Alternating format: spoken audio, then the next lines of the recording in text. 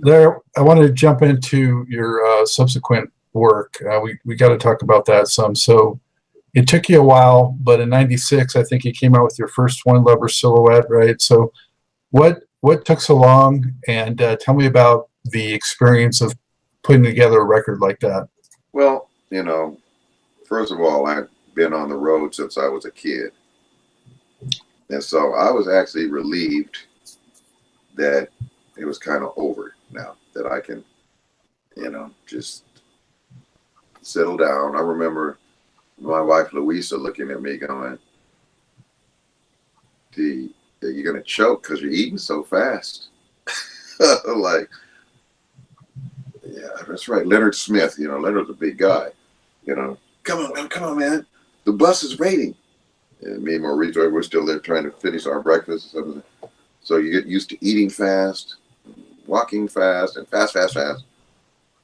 So first of all, I was, again, so blessed to meet and get with my wife this year. It's unbelievable. It's going to be 37 freaking years. And it certainly doesn't seem like it. Mm. But just an amazing change in my life. A very rounded woman, a beautiful woman inside and out, and a woman of God. Just unbelievable. I call her church lady. And the moment we got together, she was just so supportive. And then I heard her singing. I'm like, really? And then she's a great vocalist and great songwriter, great writer. She writes these gorgeous melodies that the world can sing. And so, like I said, we started writing almost immediately. And from there, we started doing those commercials for Japan, which was just so much fun. And so I was just, we were cool. And then finally, we went to Japan together, because I had been many times, but she hadn't. And our good buddy Hiroto Kobayashi introduced us to this young guy that was brilliant. He worked for Kumon Institute, which they have all over the world now.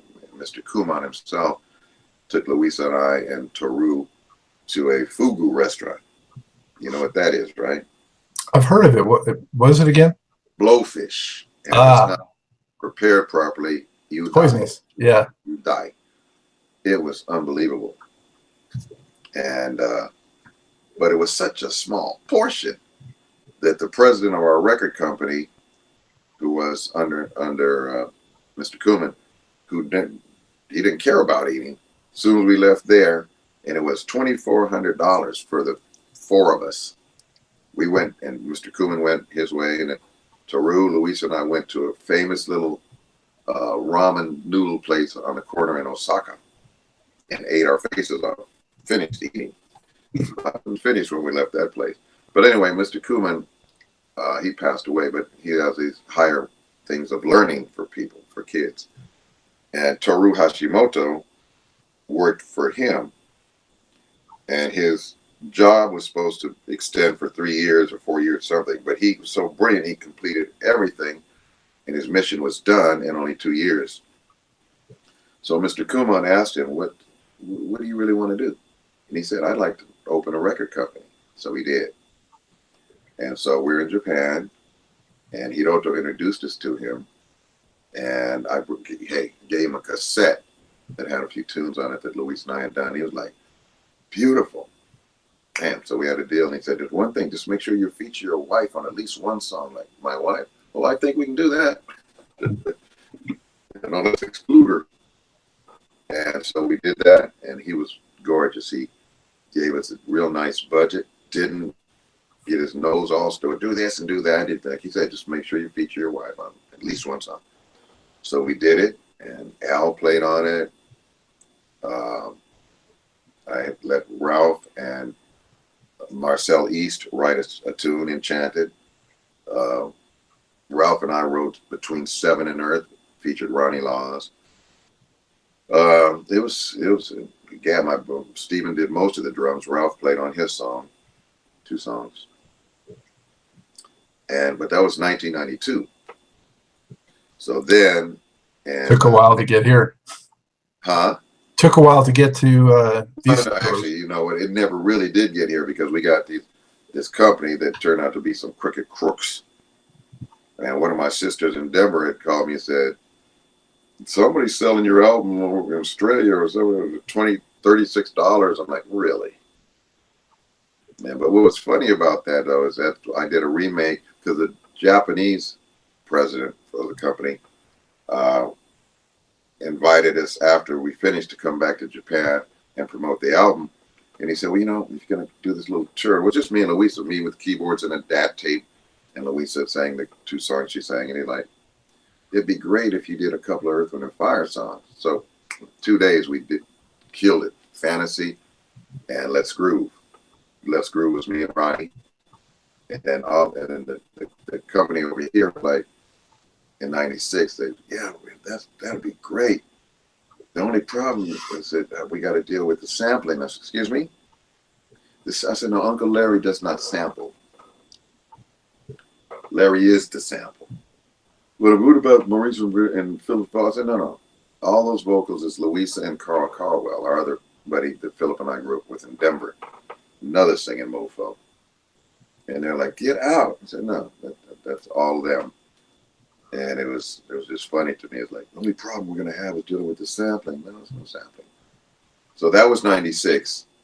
And we never finished the deal with them. So they really had no authority to release it. And that's when they released it. Larry Dunn, Lover Silhouette, The Fire.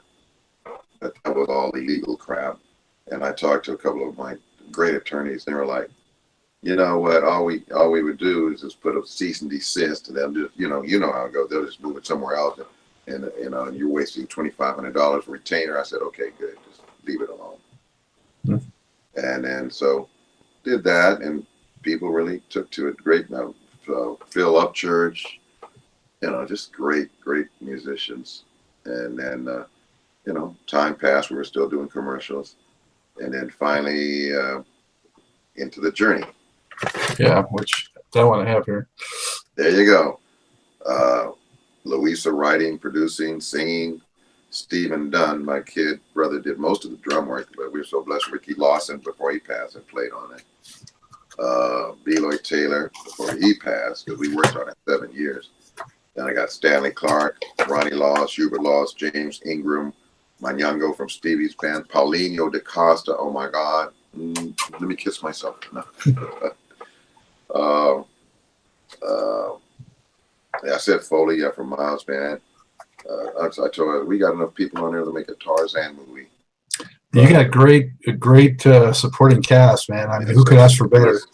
Musician. I remember Louis Satterfield told me years ago. He said, "Dumb man, in Africa, the musician, the magician, and the physician was all the same cat."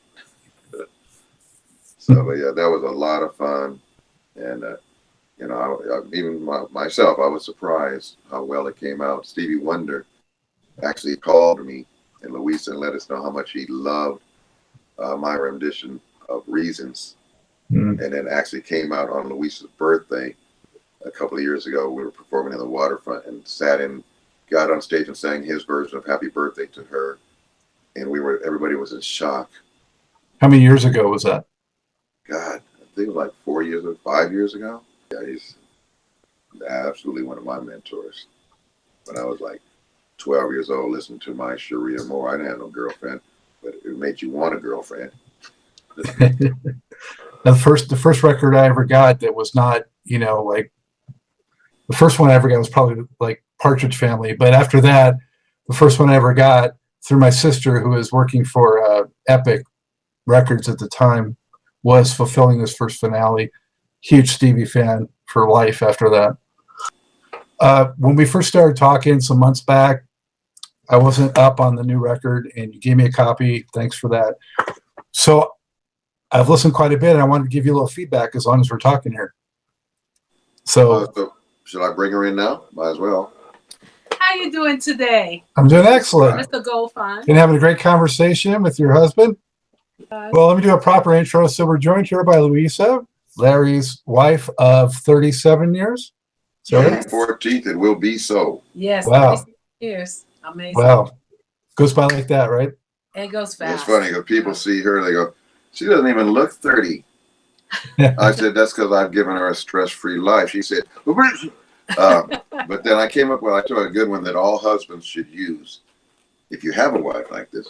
I said, she works like the Jamaicans on the living, who got 10 jobs, man, and another one on her height. But I said, this is the husband's golden card. She has so much to do taking care of me and everything else.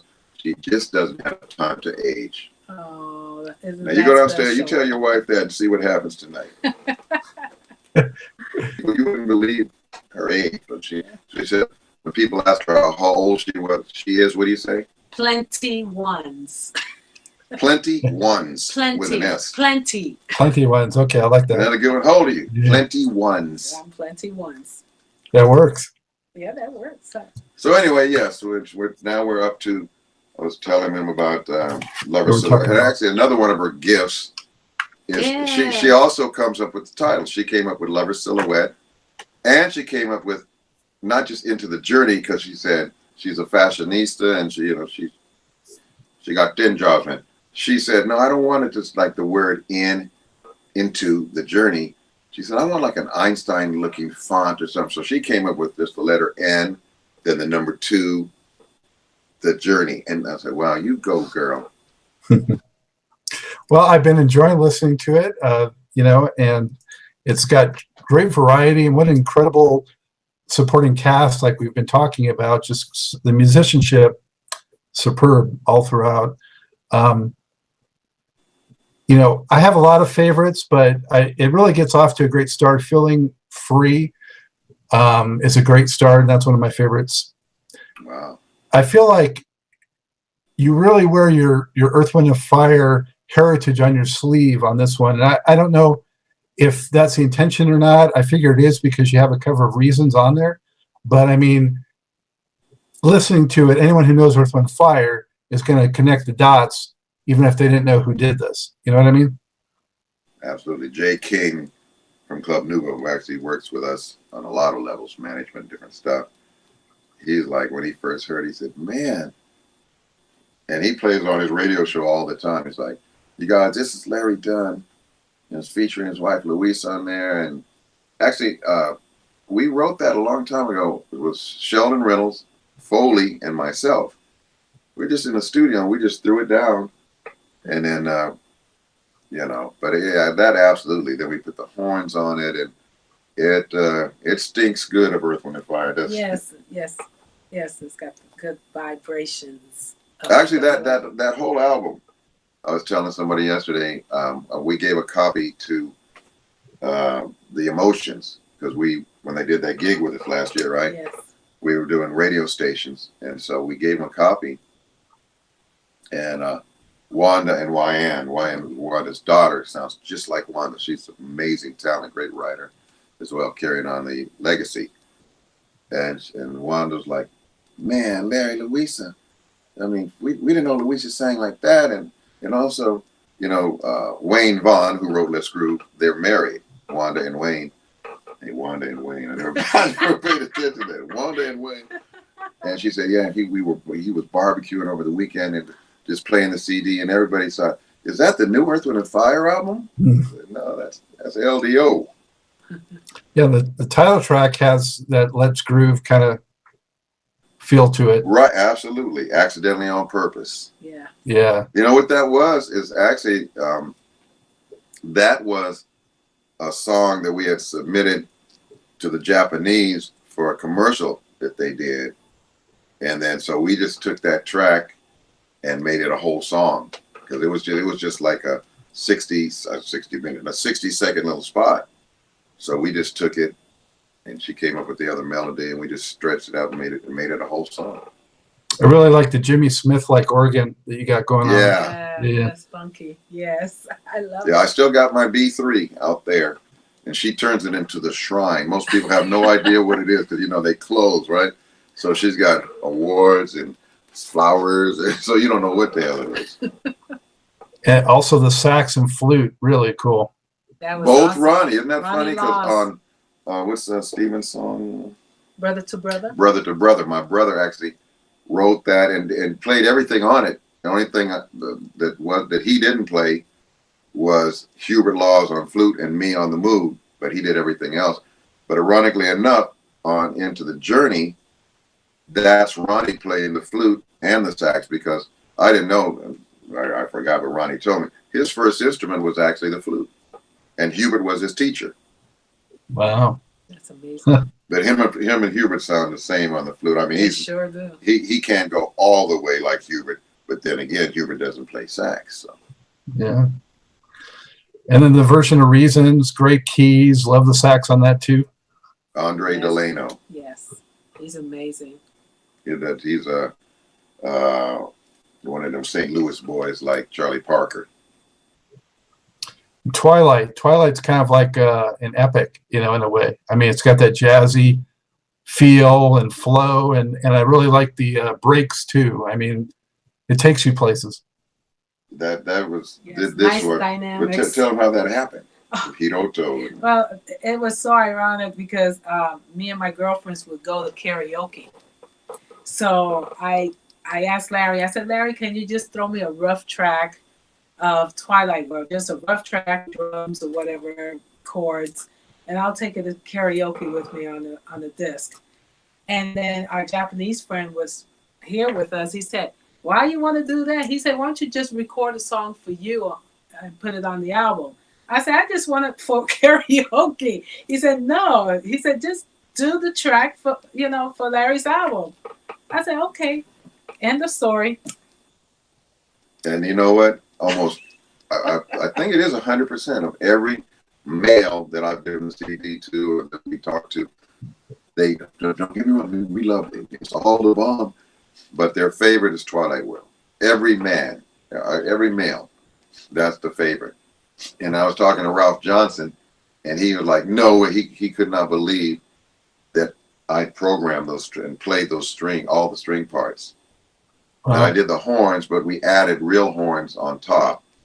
But he thought it would be the other way around. He said, I would think maybe, I thought the horns were programmed, but the strings were real. I said, well, it was some doing. I worked my butt off on that. Amazing. You even slipped some kalimba in on that one too. Oh, yeah. And then he said, that, so you've obviously heard the original, right? Twilight World? By Is Swing that- Out Sister. Who did the original? Oh, you didn't know? You didn't know Swing Out See, that's Sister. funny. That's the same thing. Oh, Our engineer that I've been with since when I was 20, Chris Brunt from Nottingham, England, that worked with Quincy and Stevie and all that. I told you, the amazing guy, physicist, pilot, played baritone sax, so he knows what it is to be a musician, and he's like a brother to us. Actually, we live where we live now because he let us use his house for our wedding party. But when he heard the song, same thing. He didn't know, and he said, "Well, maybe maybe need one more section or something." And then we played him the original. And went, wow! And Louisa really went in on that vocal because on the original, where I'm doing when I'm doing the Moog solo, they did a waka ticka because it was the 80s. It was a group called Swing Out Sister. I remember the group. Yes. Right. Look up their version. It was really nice. But I said we made it something just a little bit different because where they went disco, we went swing, jazz, and everybody, her vocals, because she's a little thing, but she sounds like a big thing. Yeah, so you get your Barry White on kind of on Walk on Water. It's kind of like That would be Barely White. more like a spiritual version of Barry White on that one. Walk on our dear girlfriend Lynn Davis, who sang with George Duke and everyone. We were talking to her the other night. She said, "Oh my God, that album!" And Louisa, her voice, and Larry. She talked to everybody called George Duke Big Daddy. You know, Big Daddy would go, "Oh, he would love that song." Walk on the Water, Live in the Sky. And actually, our other great friend, Preston Sturges, the son of the famous movie mogul Preston Sturges, back in the 40s, that did all those great comedies with Barbara Stanwyck, and who's the guy I always go Marilyn to? Monroe. Harvey. Peter Stewart. Peter Stewart. He wrote the lyrics for that. His son. Yeah. Yeah. His son. Because, his dad, the Preston Sturges, Sr., actually passed away, I think, when Preston was only 4 years old or something like that. But Preston, extremely talented, and he wrote a couple of books. we went up to the big bookstore on Sunset for the signing. And so he does music. He wrote a couple of songs for David Lee Roth, Sensible Shoes, and something else. But plays guitar, great writer, and also writes movies and scripts. And yeah, I wish I could take credit for those lyrics on there, but I'm gonna keeping it real. Let's get over here. One of my other. Both of our huge heads fitting in there. Can we fit? Oh yeah, no problem. Okay. Wow. One of my other favorite songs is "Sacred Soul." Wow, that's pretty. See, again, you know what's so deep about it? I remember I told you I called her church lady. Remember Dana Carr, church lady with the dance? Gonna be Satan. She actually named that song before Stanley and I even recorded it. You know, it's so ironic that when Larry started on the track, it was, just it was missing Stanley's playing, but he just did a rough demo of it. And I was in this room when he was on the phone with Stanley, and I just heard God's voice. He said, "Call it Sacred Soul." And I said, "Lord, Sacred Soul." He said, "Yes, my son." And from there, I just heard that God was telling me it's going to heal people when they hear it. And let me tell you, I had quite an experience because we knew some gentleman. He was a police officer, had back issues. He went to Israel. And in my mind, when Larry wrote Sacred Soul, I saw Jesus in the Garden of Gethsemane. That's how I saw it. And this gentleman told me, when I was in Israel, I was playing you guys CD. He said, "Guess where I was at?" I said, "Where?" "In the Garden of Gethsemane." Get out! I don't even remember that. I was going, "Oh my gosh, I'm blown away." The older black guy. Yeah, that was the cop. Greg's friend. Wow. Yeah, and he was having back issues. He said, I was not feeling well, but when I was playing you guys CD, I was there. And he said, and I felt the healing coming. We've heard that from several people that, they were playing and then they felt heat, warmth going through their body. I'm like, wow. He said the record wouldn't move. The record, when the song was playing, Sacred Soul, it wouldn't go to the next track. It kept playing. It kept going it back did the same to playing thing for us, for me too. When I had a rough copy of the album, and trying to figure out the what do you call it, the order, the song or title order. And one night she said, "Okay, I just want to hear the whole album," and it wouldn't go. It kept repeating that song over and over again. Over and over again. Wow. Yeah. But needless to say, the bass is great in it, and the kalimba is great. Nice. Yeah, I had the track, and then we went right up the street to Stanley's place, and so we cut the first half in his studio with him and I trading with Moog and electric bass, and then we went out in the hallway with his upright bass and me with the kalimba and cut the rest of it.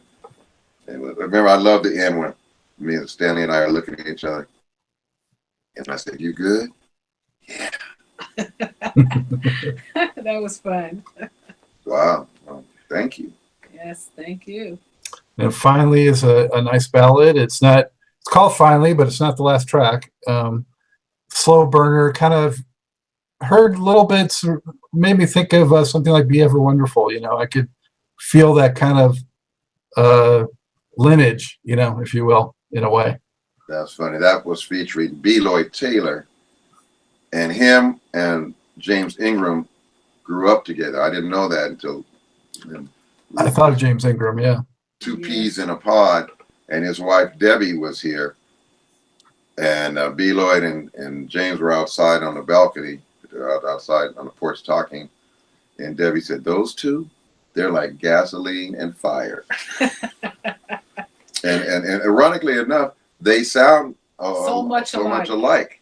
Mm-hmm. And if you throw in what's his name, McDonald, Michael McDonald, the three of them, it'd be like the three tenors or the Yeah. three Tito's. Yeah. Yeah, all three of those have that saying. It's amazing. But he was on beat. Be like, you got to sing this thing. Not what he said, but and so actually that was James and B. Lloyd and Louisa doing the backgrounds. James didn't even sing the lead. That was B. Lloyd Taylor and Gerald McCulley. Yeah. Singing all the backgrounds. Yeah, that was something. B. Lloyd Taylor, what a voice. Yeah, it's funny because I did think of like a just once kind of thing. Also. Yeah, wow. Yeah, wow. And you know, a lot of people say that could be the new wedding song. Yeah. Because and then our friend from Colorado, Trenton Bird, Yeah, he actually wrote that. Him and I wrote it. Yeah, both. But he wrote the lyrics, and I thought that was brilliant. You know, finally when we turn old and turn to gray Yeah. with appreciation, I remember that. I remember the day when you came my way. Finally. Yeah. Yeah, that was good stuff, Maynard. Yeah. Yeah. Then you close it up with Madness, which is, you know, kind of This one again. it's got, well, it's thought provoking, and it's got a little bit of a rocky edge at parts of it, which is different flavor from the rest of the record. That's what the cook ordered. Yeah. That was the last when she thing. had it, she's like, I want it like rock and roll. I'm like, okay, cool, we can do that. That was the last one. I mean, he was finished with the album. I said, Larry, I hate to break it to you. Yeah, and I hated to hear it. And I said, there's one You more gotta do song. one more song. I said, you have to, because spiritually. But it's been 7 years. Like, spiritually, yeah. It's like, you know, it was a thing that had to be done, and I was trying to be obedient about it. And so, you know, Larry said, well, let me hear it. And I said, at least the album, it's going to fit the album because it has a little bit of everything for everybody to hear. And it's a message song. And it's so relevant because of what's going on today in today's world, that is, you know, giving a message to the world. unfortunately, it's going to remain relevant. Yeah. I was going to say, it's, if anything, it's more relevant than it was when you put it out. Absolutely, because you know what, she's a dream sleeper writer. You know, that's why for years she had the old Sony Walkman, and she'd get something and she'd disappear and go out of the living room 4 in the morning and put down the melody. Then we work on it. But you know, she's like, God gave me these lyrics 3 nights in a row, and part 1, 2, and then we sat down at the table and rearranged them and the whole thing. But is that the word? Politician. Humility is what our world leaders need. There is so much greed, no accountability. Hello, world, get down on our knees and pray to overcome all the struggles we face today. It's a sign of the times, in a war, in a lie. And it's always a freaking war, and most of the time it is a lie. Yeah.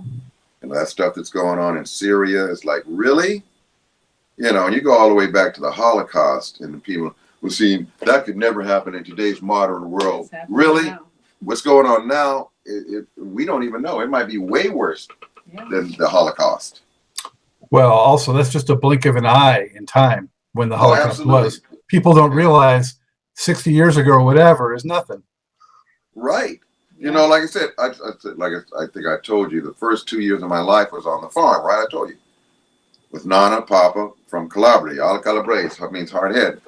From Calabria down in the boot. Italy looks like a boot. It's down in the boot, Calabria. So they came out. Yeah, he came to New York, and then I guess migrated right away to Colorado. Did the farm and sent for Nana. And it was amazing. But even then, they knew prejudice. You know, WAP. You know what a WAP is? Yes. Unfortunately, I do. Yeah. Without papers.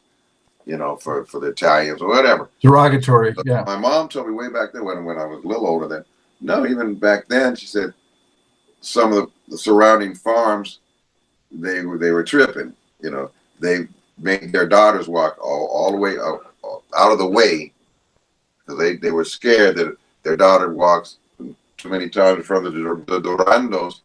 Their daughter could end up marrying an Italian. Oh, God forbid. Yeah. So she was already familiar with it.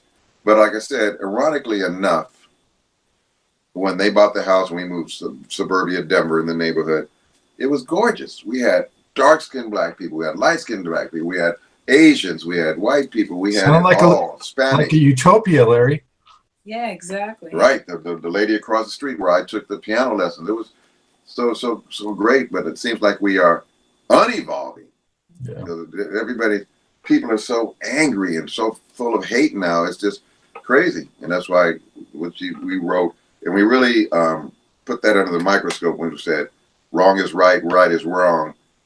What the hell is going on?" is what she had originally. And I said, "No, let's keep it even cleaner. What in hell is going on?" They're like, "Wow," and consequently, that's the. I mean, the lyrics to the stuff is in the album. But that's the only one, as you notice, when you lift the CD out, the lyrics are in the where the tray, and a lot of people. Actually, there's a band in Macedonia that cut even more of a rock version of it. I'll see if I can find that, and I'll send it to you. Yeah, please do. I'd be curious to hear it.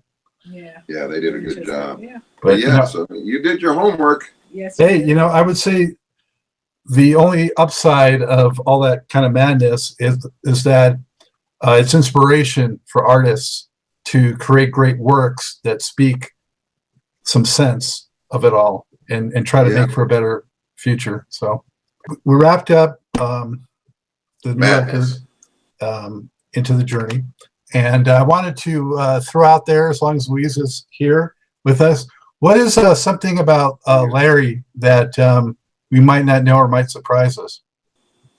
A lot of people know he's a funny guy. No, most people don't. Most people don't. Well, Yeah, he is hilarious. That's the one. Most people, when they meet me, they go, "Well, we thought you were the quiet, stuck-up one." Yeah, they think he's too serious. Well, I guess I'm too comfortable because when it comes to our friends, he's so funny. Looks ain't everything. Ba-dum-bum. Well, he's got a great big heart because when they look at Larry Dunn on those Earth, Wind and Fire albums, he looks serious and mean. That's the rock and roll picture. The rock and roll pictures, right? Everybody's got to do that. But yeah, that's serious.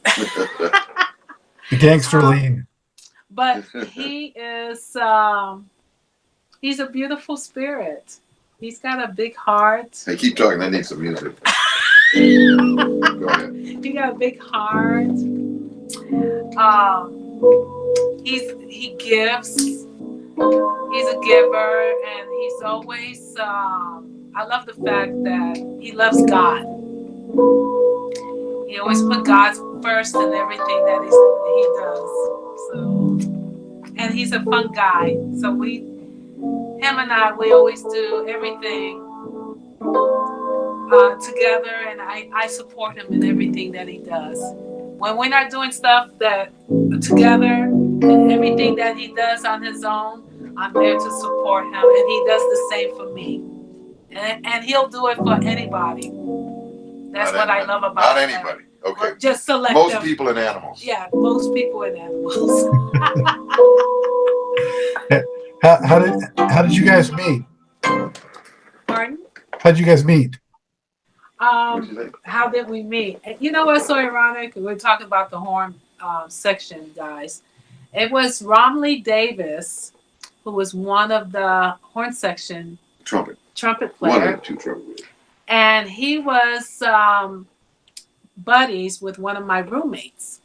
So he would come over, and my girlfriend said, "Oh, have you met Romley?" I said, "No." He said, he plays with Earth, Wind and Fire. He's one of the horn players. I said, "Okay."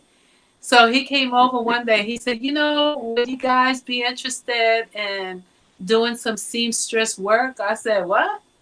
And I said, "Okay, so how much are you offering?" He said, "They offering $15. I said, "Per hour?" He goes, "No, $15 flat."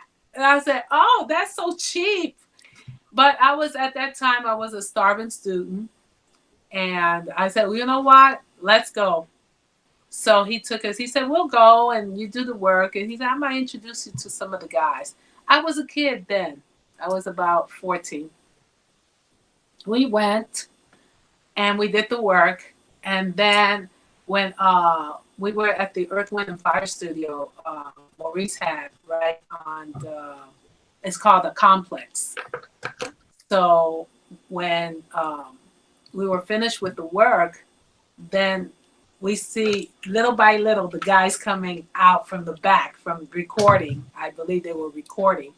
So they came out to the reception area, and so Romley introduced me to all the guys, minus Maurice. Maurice wasn't there. But then I see Larry coming out at the last minute, and he was in a reception area, and he was looking for something. He was under the table looking for something. And Romley said, hey, Larry, I want you to meet my friend. And he's just looking at. He said, "Are you all right, dude? What you looking for?" He said, "For something." And then when he came out, I saw him. He introduced us. It's like eyes hit, and it's like something just hit me. I went, "Okay, I know I'm young and stuff, but there's something about him that I really dig." I'm fine. And I'm young too. And something in my spirit said, I think I'm in love with him, you know? Wow. And I told my girlfriend, I said, you know what? There's something about him. I can't figure it's not about the celebrity status, but something about the spirit. And she said, I think I'm in love with him. She said, you say that about every guy. I said, I never say that I'm in love with him. I say, I like them, but this is different. I'm in love with him. I said, but I'm too young. I'm too young. And so I asked Romley, I said, is he married? He said, yes, he is. I said, well, that's it for me. I said, I'm too young anyway. But from that day on, him and I became best friends, real good friends for years till I became of age. And at that time, Larry was going through a certain situation in his marriage. And I had a boyfriend at that time. And he even spoke to my boyfriend because he was not a good guy, but he ministered to him and told him that he had a good girl and for him to treat me right. But from that moment on, Larry always been so sweet and always ministered to me and always, counseled me, just always supported me and never tried anything. You want to come in, honey? Because I'm fine. That's what I'm fine.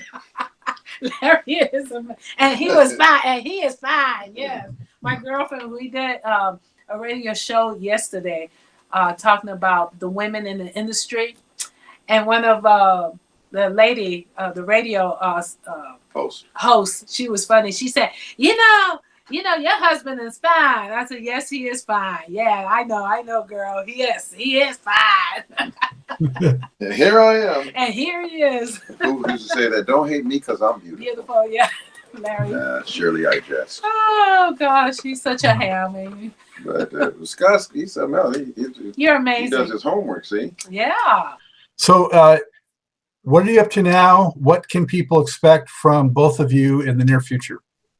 Well, we're still doing, right now, we're doing Larry Dunn's anthology of EWF. Great band. We got some amazing singers and musicians, and it's just awesome. Hilliard Wilson that I've been with since I was 11 years old, still with us. We've got Ty Fleming on drums. We got, of course, Louise is the only female. All Earth, Wind & Fire music. Master Edwards on vocals, Proctor Bonell III on vocals, Howard Johnson from So Fine fame, Leslie Smith, who's been with Sergio Mendez and Phil Collins, everybody. We got actually two guitarists that interchange, but I'm gonna get to the point where I can pay them both. Gio Evans and Daryl Crooks. Horns, we've got Keith McKelly on sax, unbelievable. Dwayne Benjamin trombone, Jamil Williams trumpet, Michael Hunter trumpet. Who else? I don't leave anybody out. Okay, we got drums. I said all the singers, right? I said all the singers. Yeah, singers. And you, so, me. And then we'll be looking for a percussionist. Yeah. Well, we actually have a lady that, I'm just waiting to get enough money to pay all these people because we got a big band. Yes, we do. And they're amazing. We're finally, we've been for forever, but we're finally going to get to it and complete her first solo project, which is going to be awesome. Yes. And we got more gigs coming up this year, and just a lot of different things. Well, exciting. Do you think your record might come out this year or next year? Or? No, it'd probably be next year. You know, I'm hoping. You know what? I'm thinking about maybe release doing a single. Release a single this year. So we're working on that. It's gonna be great.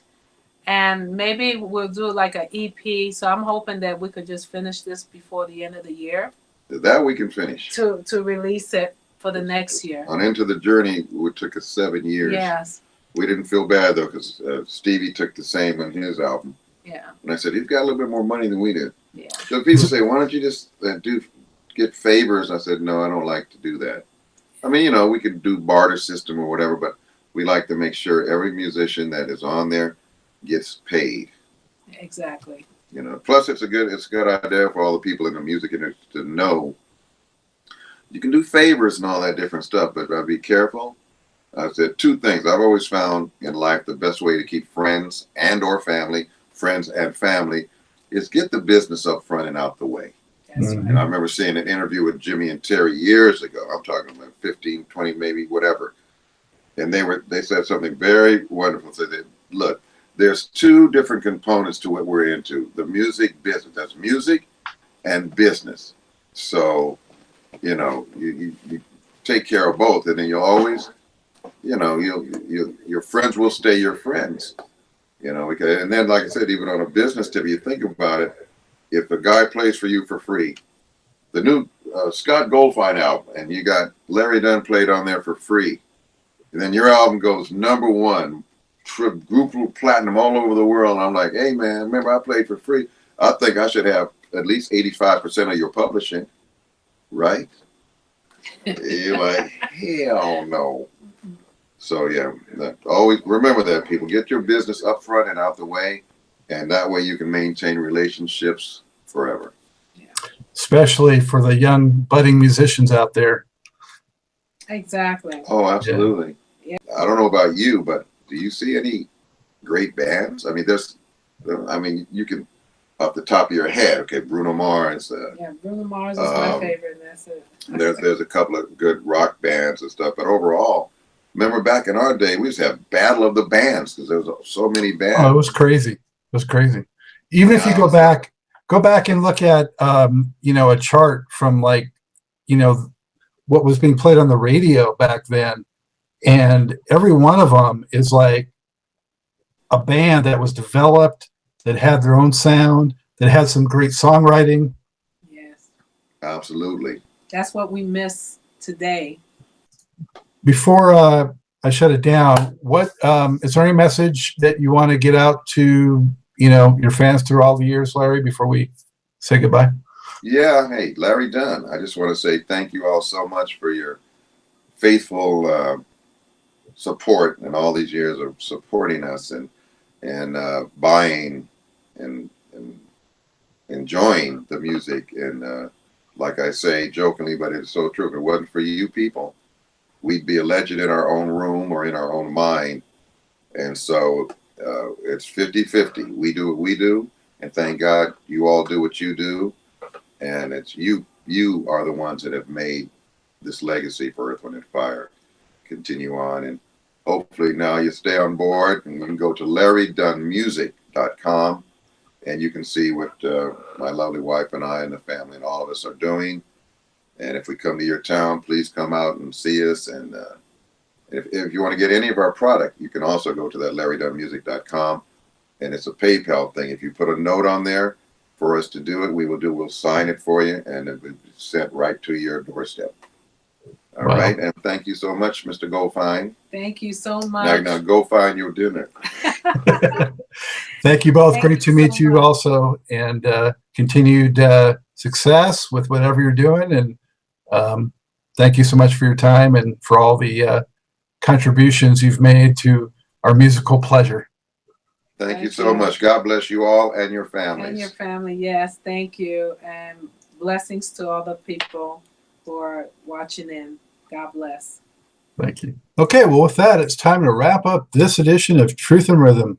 A huge thanks once again, I cannot say it enough, to my special guest, Larry Dunn, the keyboarding cornerstone of one of the all-time greatest R&B funk bands, Earth, Wind, and Fire. Also thanks to his lovely wife, Louisa. And a sincere thank you to you, the viewers and supporters of Truth and Rhythm. Thank you so much. Spread the word. Be sure to subscribe and also get your friends and family to subscribe. We need that support. Keep the funk alive. Keep the musicians going. Keep the legacies flowing. Let's support each other. And I want to hear from you. So drop me an email at scottg@funkandstuff.net. Let me know what you like, what you don't like, who you might want to see on the show, and give me all that good feedback. Thrive on that. So with that, until next time, this is Scott, Dr. GX Goldfine, as always saying, keep on vibrating to the rhythm of the one.